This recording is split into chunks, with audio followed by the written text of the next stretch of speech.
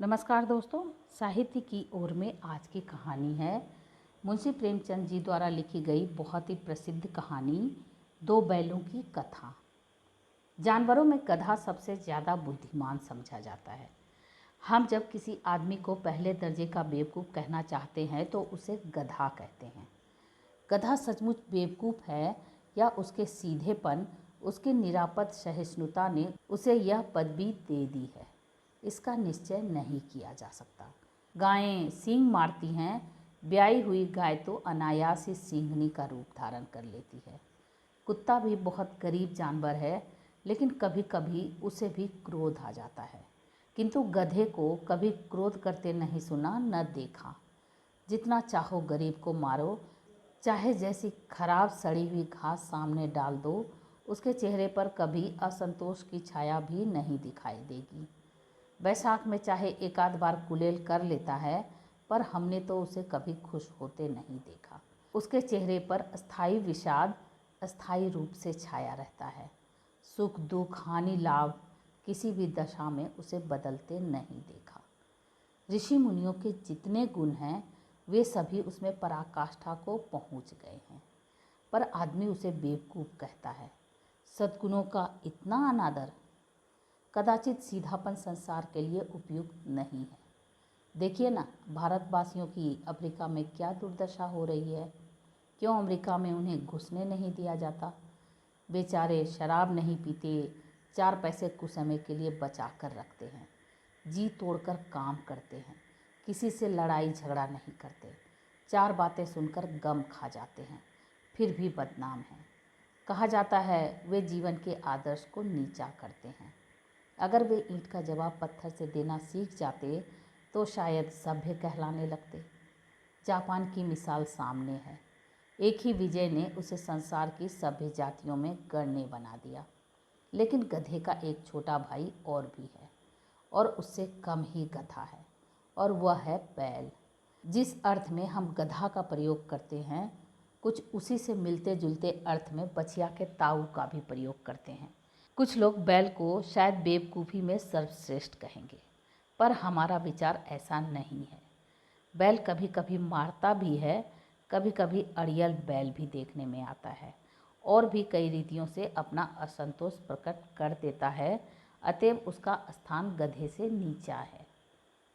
झूरी के पास 2 बैल थे, हीरा और मोती। देखने में सुंदर, काम में चौकस, डील में ऊंचे। बहुत दिनों साथ रहते रहते दोनों में भाईचारा हो गया। दोनों आमने सामने या आसपास बैठे हुए एक दूसरे से मुख भाषा में विचार विनिमय किया करते थे। एक दूसरे के मन की बात को कैसे समझा जाता है हम कह नहीं सकते। अवश्य ही उनमें कोई ऐसी गुप्त शक्ति थी जिससे जीवों में श्रेष्ठता का दावा करने वाला मनुष्य वंचित है। दोनों एक दूसरे को चाट कर सूंघ कर अपना प्रेम प्रकट करते। कभी कभी दोनों सींग भी मिला लिया करते थे, विग्रह के नाते से नहीं, केवल विनोद के भाव से, आत्मीयता के भाव से। जैसे दोनों में घनिष्ठता होते ही धौल धप्पा होने लगता है। इसके बिना दोस्ती कुछ फुसफुसी, कुछ हल्की सी रहती है, फिर ज़्यादा विश्वास नहीं किया जा सकता। जिस वक्त ये दोनों बैल हल या गाड़ी में जोत दिए जाते और गर्दन हिला हिला कर चलते, उस समय हर एक की चेष्टा होती कि ज़्यादा से ज़्यादा बोझ मेरी ही गर्दन पर रहे। दिन भर के बाद दोपहर या संध्या को दोनों खुलते तो एक दूसरे को चाट चूट कर अपनी थकान मिटा लिया करते। नाद में खली भूसा पड़ जाने के बाद दोनों साथ उठते, साथ नाद में मुंह डालते और साथ ही बैठते थे। एक मुंह हटा लेता तो दूसरा भी हटा लेता था। संयोग की बात, झूरी ने एक बार गोई को ससुराल भेज दिया। बैलों को क्या मालूम कि वे कहाँ भेजे जा रहे हैं। समझे मालिक ने हमें बेच दिया। अपना यूँ बेचा जाना उन्हें अच्छा लगा या बुरा, कौन जाने। पर झूरी के साले गया को घर तक गोई ले जाने में दांतों पसीना आ गया।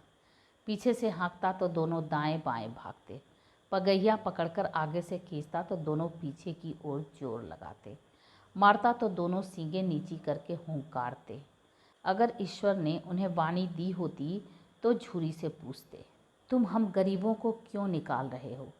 हमने तो तुम्हारी सेवा करने में कोई कसर नहीं उठा रखी। अगर इतनी मेहनत से काम न चलता था तो और काम ले लेते।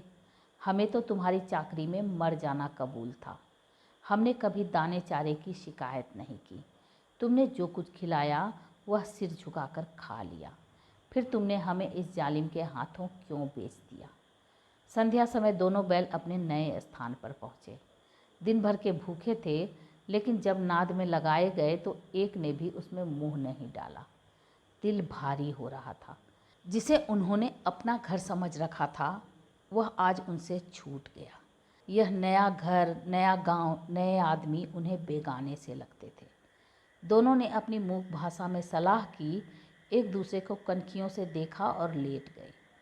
जब गांव में सोता पड़ गया तो दोनों ने जोर मारकर पगहा तुड़ा डाले और घर की तरफ चले। पगहे बहुत मजबूत थे, अनुमान ना हो सकता था कि कोई बैल उन्हें तोड़ सकेगा, पर इन दोनों में इस समय दूनी शक्ति आ गई थी। एक एक झटके में रस्सियां टूट गईं। झूरी प्रातःकाल सोकर उठा तो देखा कि दोनों बैल चरनी पर खड़े हैं। दोनों की गर्दनों में आधा आधा गरांव लटक रहा था। घुटने तक पांव कीचड़ से भरे हैं और दोनों की आंखों में विद्रोहमय स्नेह झलक रहा है। झूरी बैलों को देखकर स्नेह से गदगद हो गया, दौड़कर उन्हें गले लगा लिया। प्रेमालिंगन और चुंबन का वह दृश्य बड़ा ही मनोहर था। घर और गांव के लड़के जमा हो गए और तालियां बजा बजा कर उनका स्वागत करने लगे। गांव के इतिहास में यह घटना अभूतपूर्व न होने पर भी महत्वपूर्ण थी। बाल सभा ने निश्चय किया, दोनों पशुवीरों का अभिनंदन पत्र देना चाहिए। कोई अपने घर से रोटियां लाया, कोई गुड़, कोई चोकर, कोई भूसी। एक बालक ने कहा, ऐसे बैल किसी के पास ना होंगे। दूसरे ने समर्थन किया, इतनी दूर से दोनों अकेले चले आए। तीसरा बोला, बैल नहीं हैं, वे उस जन्म के आदमी हैं। इसका प्रतिवाद करने का किसी को साहस नहीं हुआ। झूरी की स्त्री ने बैलों को द्वार पर देखा तो जल उठी। बोली, कैसे नमक हराम बैल हैं कि एक दिन वहाँ काम न किया, भाग खड़े हुए। झूरी अपने बैलों पर यह आक्षेप न सुन सका। नमक हराम क्यों हैं? चारा पानी न दिया होगा तो क्या करते? स्त्री ने रौब से कहा, बस तुम ही तो बैलों को खिलाना जानते हो, और तो सभी पानी पिला पिला कर रखते हैं। झूरी ने चिढ़ाया, चारा मिलता तो क्यों भागते? स्त्री चिढ़ गई, भागे इसलिए कि वे लोग तुम जैसे बुद्धुओं की तरह बैल को सहलाते नहीं, खिलाते हैं तो रगड़कर जोतते भी हैं। ये दोनों ठहरे कामचोर, भाग निकले। अब देखूं कहाँ से खली और चोकर मिलता है। सूखे भूसे के सिवा कुछ न दूंगी, खाएं चाहे मरें। वही हुआ। मजूर की बड़ी ताकीद की गई कि बैलों को खाली सूखा भूसा दिया जाए। बैलों ने नाद में मुंह डाला तो फीका फीका, न कोई चिकनाहट न कोई रस। क्या खाएं? आशा भरी आंखों से द्वार की ओर ताकने लगे। झूरी ने मजूर से कहा, थोड़ी सी खली क्यों नहीं डाल देता बे?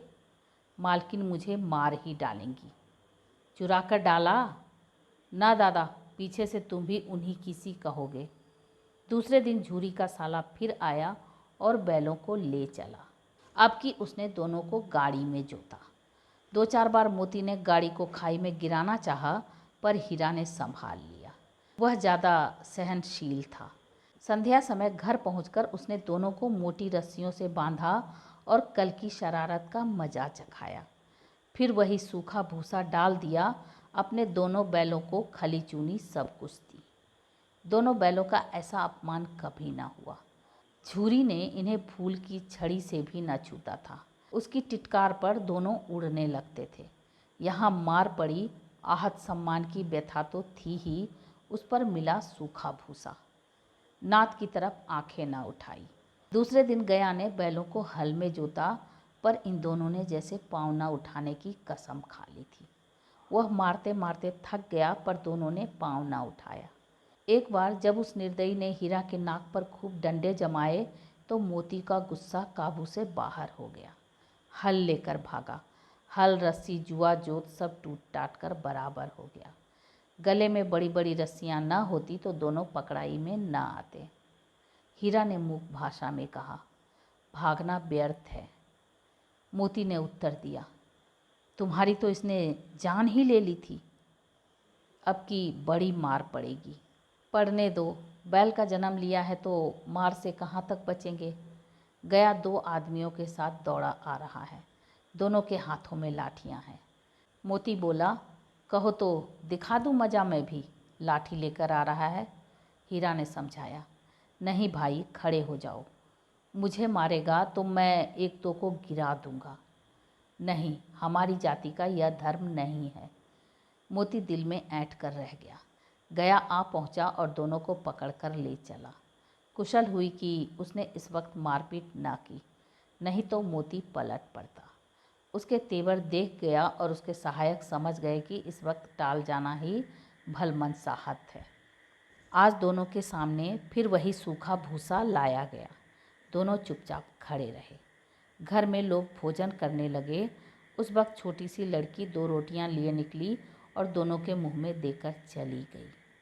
उस एक रोटी से इनकी भूख तो क्या शांत होती, पर दोनों के हृदय को मानो भोजन मिल गया।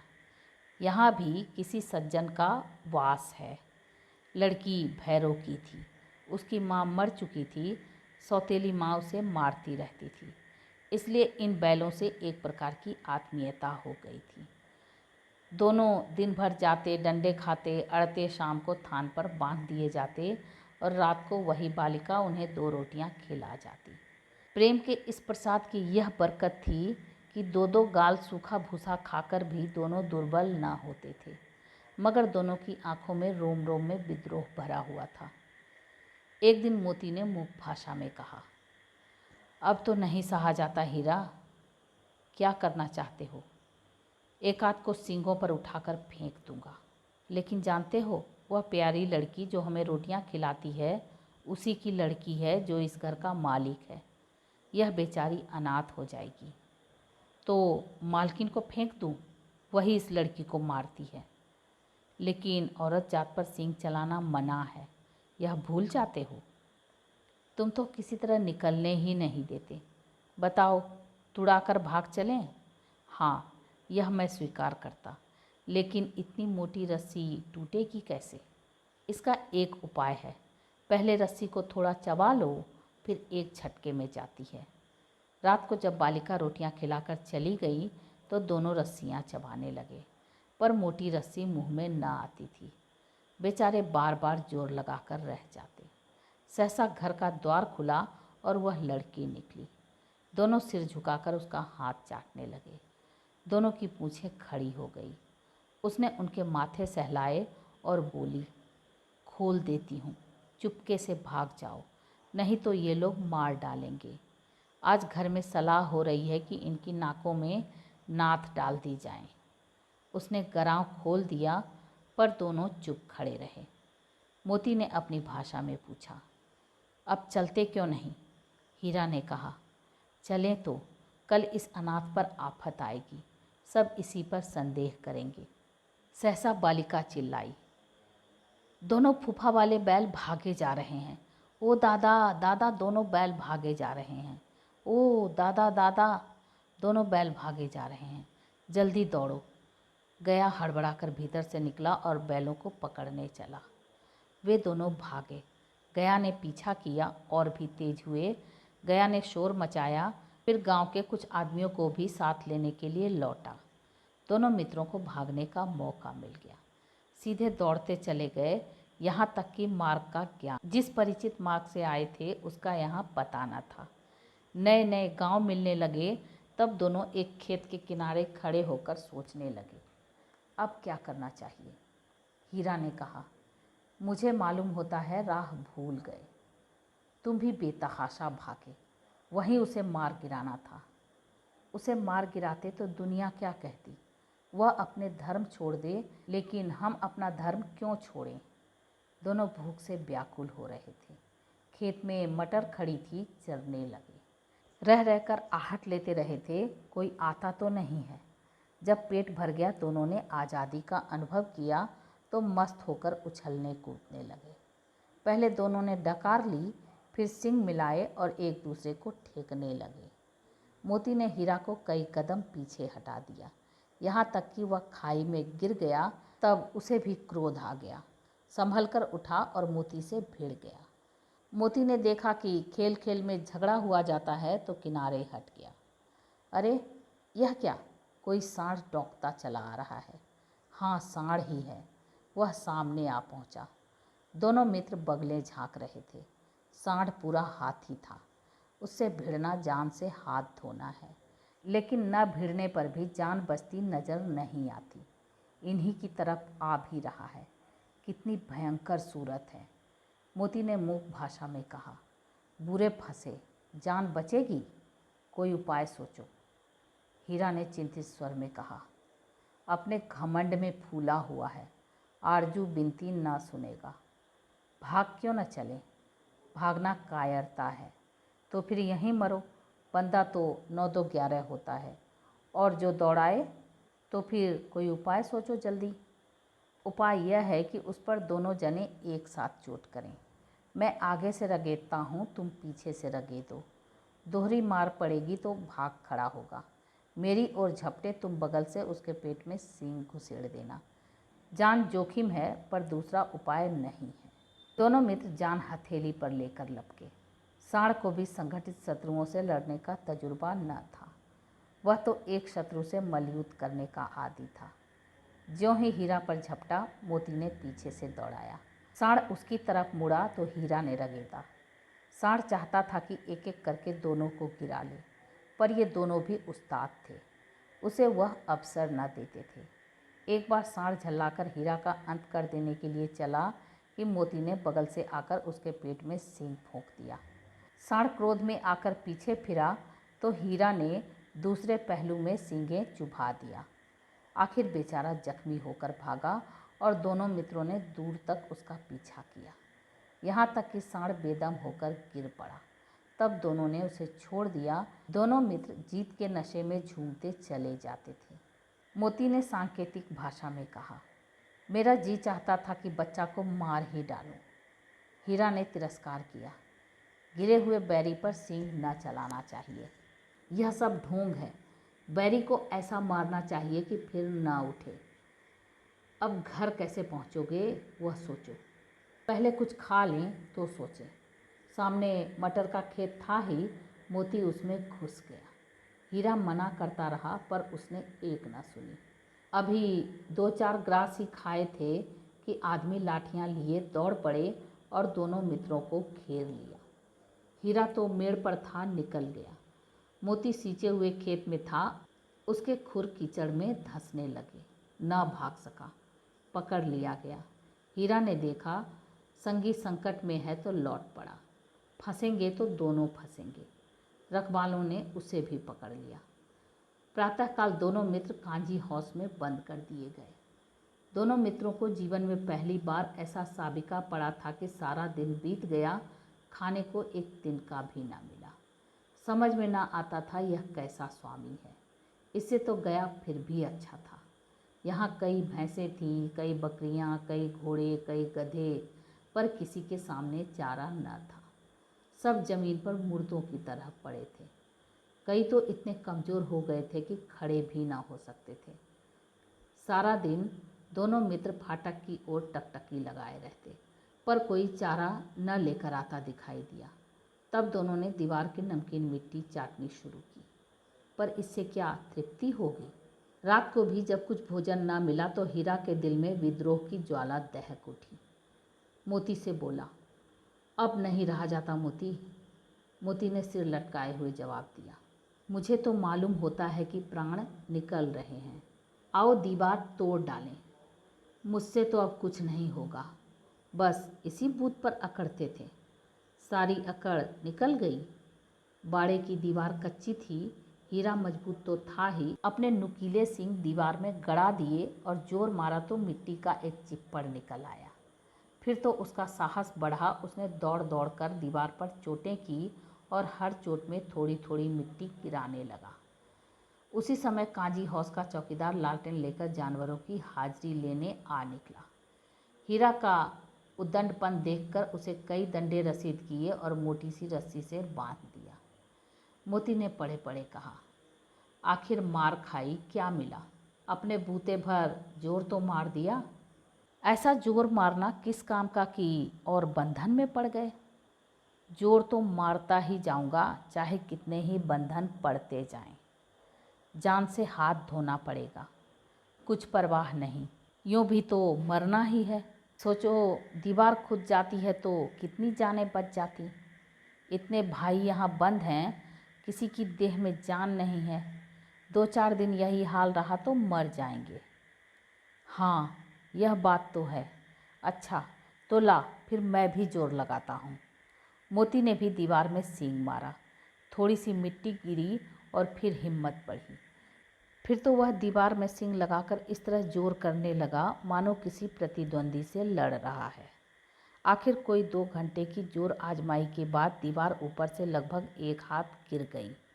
उसने दूनी शक्ति से दूसरा धक्का मारा तो आधी दीवार गिर पड़ी। दीवार का गिरना था कि अधमरे से पड़े हुए सभी जानवर चेत उठे।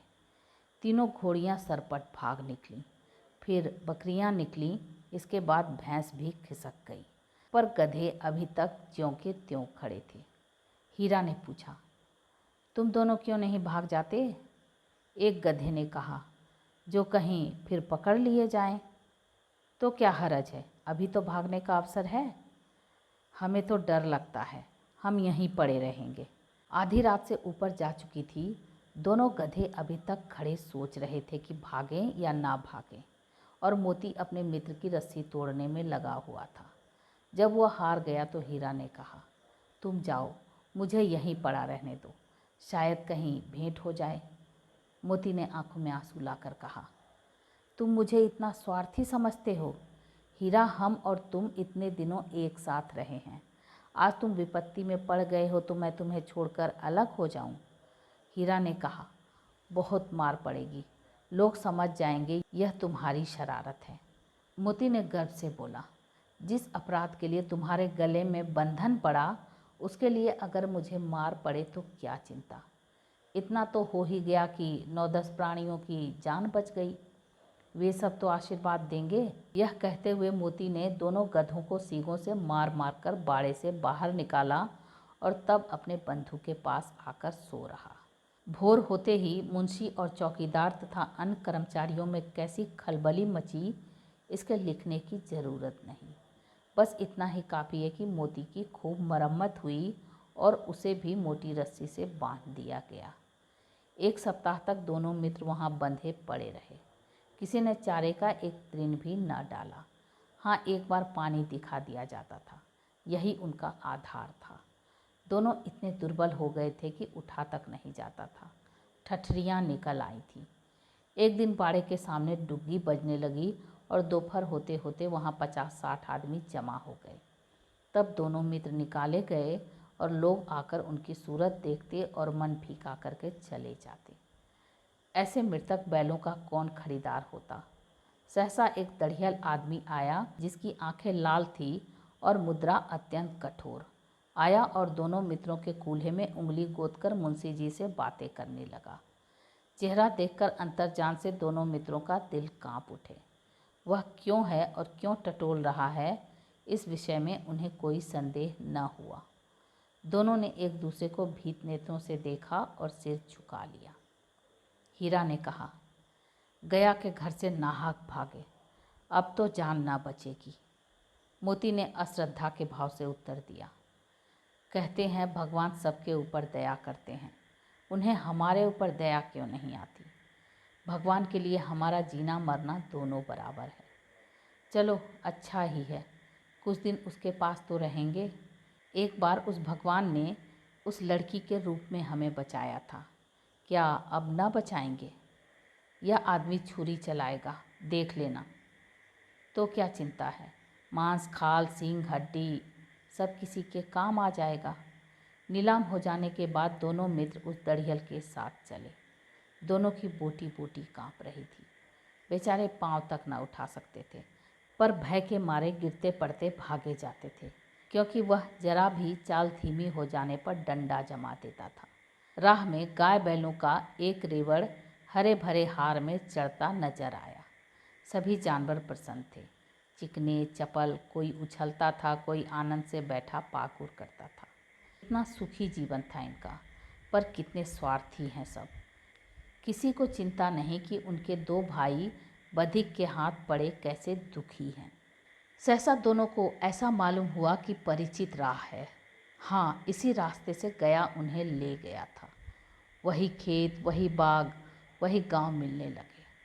प्रतिक्षण उनकी चाल तेज होने लगी। सारी थकान, सारी दुर्बलता गायब हो गई। यह लो, अपना ही हार आ गया। इसी कुएं पर हम पूर चलाने आया करते थे। यही कुआं है। मोती ने कहा, हमारा घर नज़दीक आ गया है। हीरा बोला, भगवान की दया है।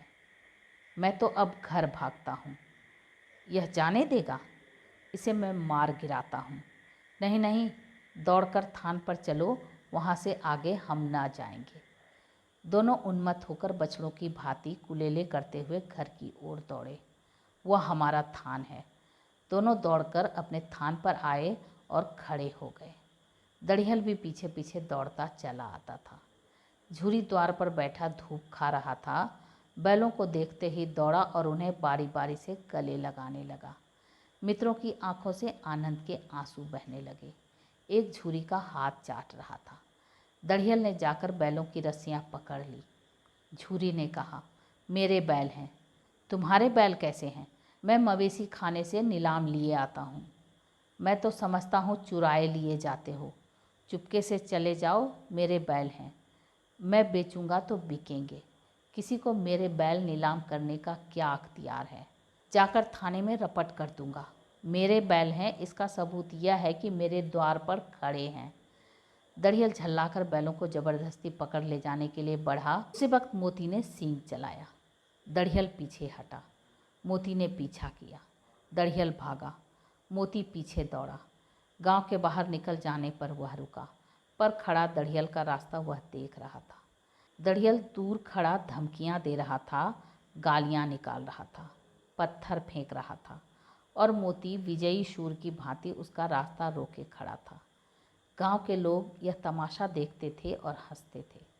जब दड़ियल हार कर चला गया तो मोती अकड़ता हुआ लौटा। हीरा ने कहा, मैं तो डर गया था कि कहीं तुम गुस्से में आकर मार ना बैठो। अब ना आएगा। आएगा तो दूर से ही खबर लूँगा, देखूं कैसे ले जाता है। जो गोली मरवा दे, मर जाऊंगा पर उसके काम ना आऊँगा। हमारी जान को कोई जान ही नहीं समझता, इसलिए कि हम इतने सीधे हैं। जरा देर में नादों में खली, भूसा, चोकर और दाना भर दिया गया और दोनों मित्र खाने लगे। झूरी खड़ा दोनों को सहला रहा था। वह उनसे लिपट गया। झूरी की पत्नी भी भीतर से दौड़ी दौड़ी आई। उसने आकर दोनों बैलों के माथे चूम लिए। तो ये आप सुन रहे थे मुंशी प्रेमचंद जी द्वारा लिखी गई कहानी दो बैलों की कथा, रेणु की आवाज़ में। ऐसी अद्भुत कहानियों को सुनने के लिए मेरे चैनल को सब्सक्राइब करें, लाइक करें और शेयर करें। और हाँ, कमेंट करके ज़रूर बताएं कि आपको ये कहानी कैसी लगी। Thank you.